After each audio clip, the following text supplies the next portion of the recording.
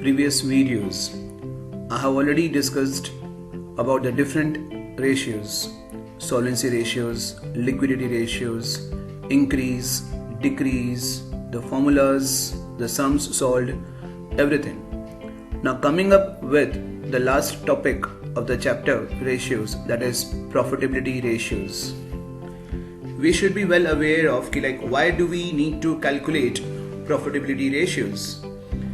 We know that profitability ratios measures the operating efficiency of the business, right?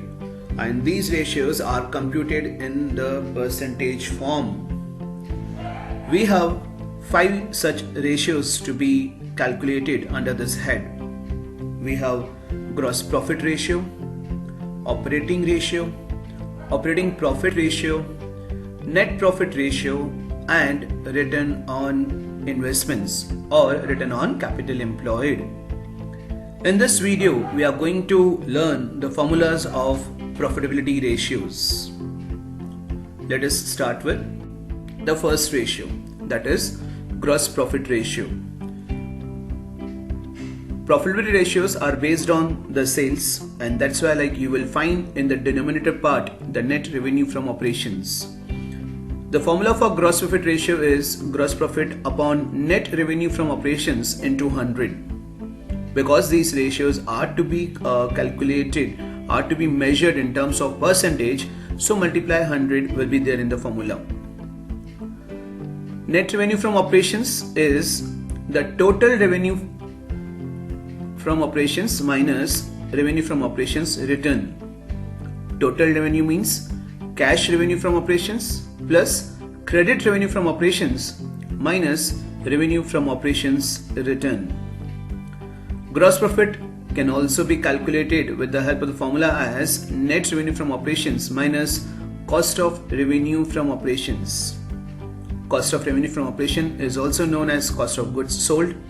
So you can see the formula for cost of goods sold, that is opening stock plus purchases, and purchases also net purchases, that is purchase minus purchase return, plus direct expenses minus closing stock.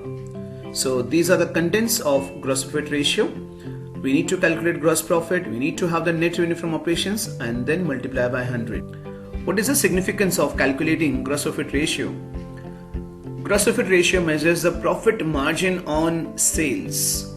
So higher the ratio, increase in the profit margin, that is indicated.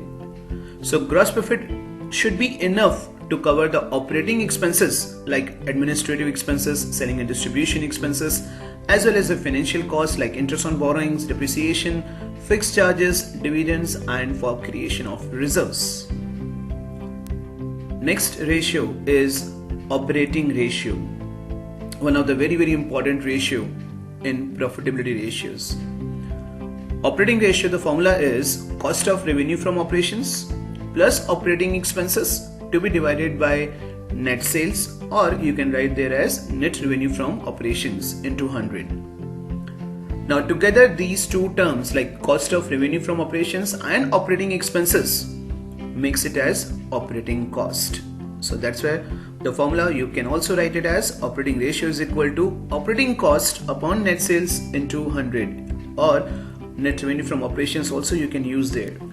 Now what are operating expenses? What is exactly included in operating expenses? Employee benefit expenses, depreciation and amortization, and other expenses. Employee benefit expenses includes wages, salary, staff welfare expenses, etc. But wages you can see there I have marked with red over here. The reason is very clear. Wages is a part of the direct expenses, and direct expenses will not be a part of the operating expenses. So that's why you need to exclude wages while calculating operating expenses. Other expenses may include the selling and distribution expenses like advertisement, discount is there, patents is there, and any other office and administrative expenses like postage, stationery, printing and charges, insurance, repairs, etc. One needs to take care of the following points. Number 1, the ratio excludes the non-operating incomes because we are calculating operating ratio. So any non-operating income or expenses will be excluded. So let us see the non-operating incomes like interest received from investments, profit from sale of fixed assets, rent received, etc. These are the incomes which are not earned by the business entity in the routine operations. So that's why these are non-operating incomes, and these incomes are to be ignored while calculating operating ratio. It also excludes non-operating expenses or losses which have no relation to production and sales. For example, loss on sale of fixed assets. Finance cost, a very important term. You have to remember over here that interest on long-term borrowings is also not a part of operating expenses, so it is not considered.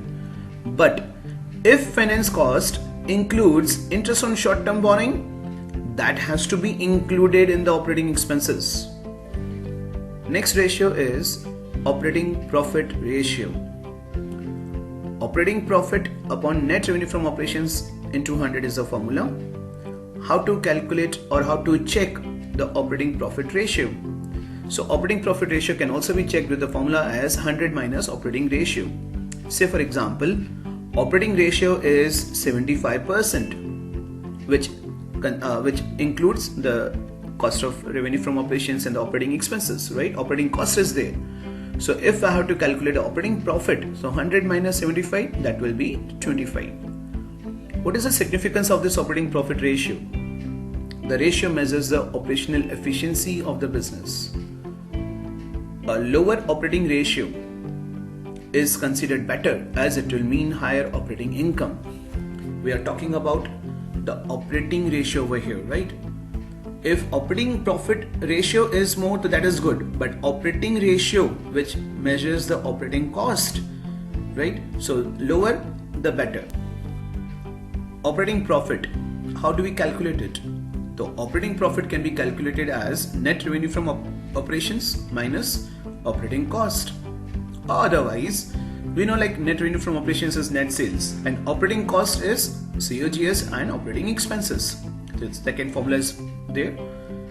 Again, you can have one more formula, that is gross profit. If you start with the gross profit minus operating expenses and plus other operating incomes.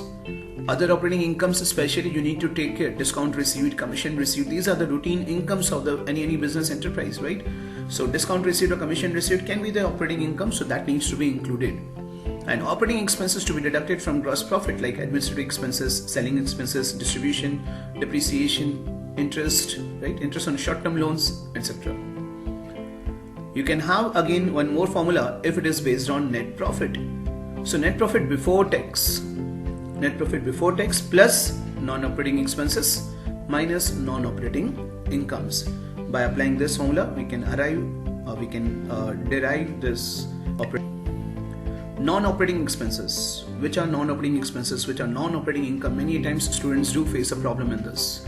So the examples are here in front of you. The finance costs like debenture interest, interest on long-term loans, other non-operating expenses or losses like loss on sale of assets or investments, etc. So these are non-operating expenses. You have to take care regarding the finance cost.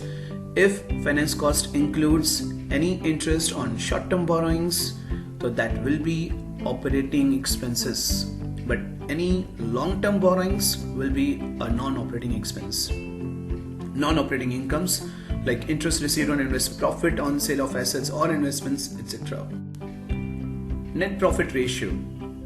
Since 2 years now, it has been guided that like whenever you calculate net profit ratio, it has to be calculated before tax and after tax. So the formula will differ a bit.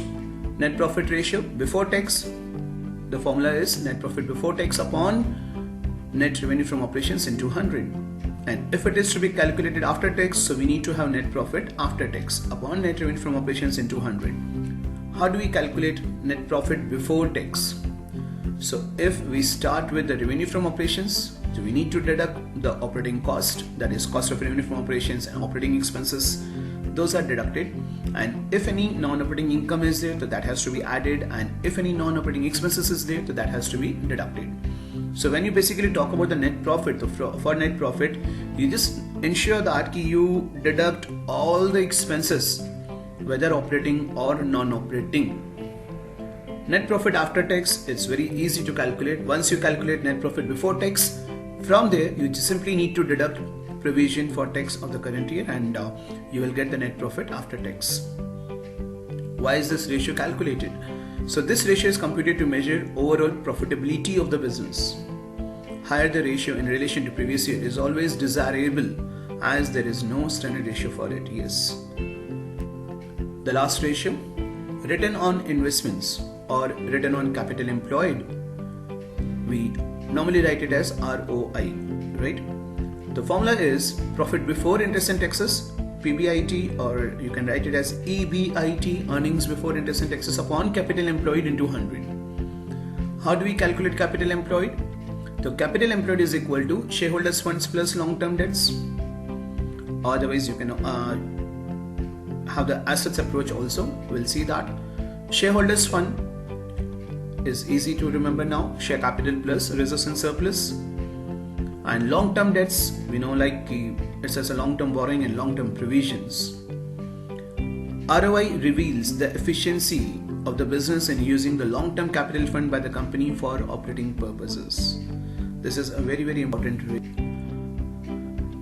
Earnings before interest and taxes. This is a table which we have discussed earlier also while discussing the ratio of interest coverage ratio. The same table is in front of you now. Earnings before interest and taxes. If I have to calculate this, I need to follow this order. So from EBIT, generally interest on long-term debts is deducted, so we get profit before tax. From there we deduct tax at the specified rate and we get profit after tax. And generally from the profit after tax, companies do pay the preference dividend first, and then finally the amount is available for equity shareholders. We'll discuss in detail while do the sums. Capital employed, as I told you, we have two approaches to calculate this formula, capital employed. So if I have to go through the liabilities approach, the shareholders fund, which includes the share capital and reserves and surplus, long-term debts, which includes the long-term borrowings and long-term provisions, and I have to ensure that any non-trade investment, if it is there in the question, that I have to deduct it. Non-trade investments, please do take care.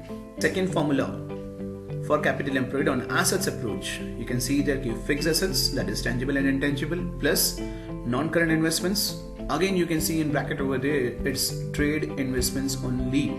So whenever you include the non-current investments, and if you just come across non-trade investments, so that has to be excluded. And after non-current investments, you need to add the long-term loans and advances and the working capital as well. Working capital is nothing but the current assets minus current liabilities. All these formulas are taken care of, have to be taken care of. Investments of the company in non-current investments may be like classified into two categories, that is trade investments and non-trade investments. More clarification on non-trade investments. So any non-trade investments should be considered as non-operating objective of the company. So portion of investments in non-trade investments be ignored. Now when we are ignoring the non-trade investments, so at the time of calculating the earnings before interest and taxes, we need to ensure that we exclude any income from such investment for the calculation of profit before interest and tax. I repeat, because we exclude the non-trade investments from assets, right? In the same way, from the income, we need to exclude any income arising out of such investments. A note which is very, very important, please take care of this. The components of the formula for accounting ratio are restricted to those heads and subheads of the financial statements which shall be evaluated in board examination. This was a circular issued by CPSE on July 2, 2013. All these ratios are very important. Formulas are very important. Please learn these formulas, which will definitely help you to solve the sums. In my next video, I will come up with the sums based on profitability ratios. Thank you.